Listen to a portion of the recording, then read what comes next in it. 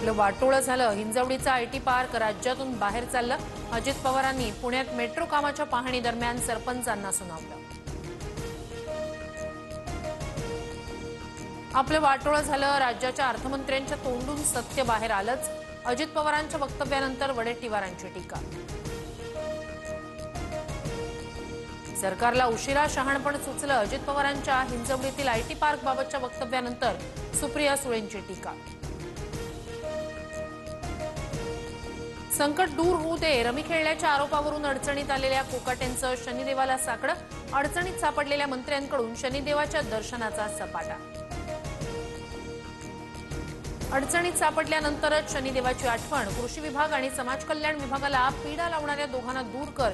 शनिदेवाकडे माझीही प्रार्थना. कोकाटेंच्या दर्शनावरून रोहित पवारांचा टोला.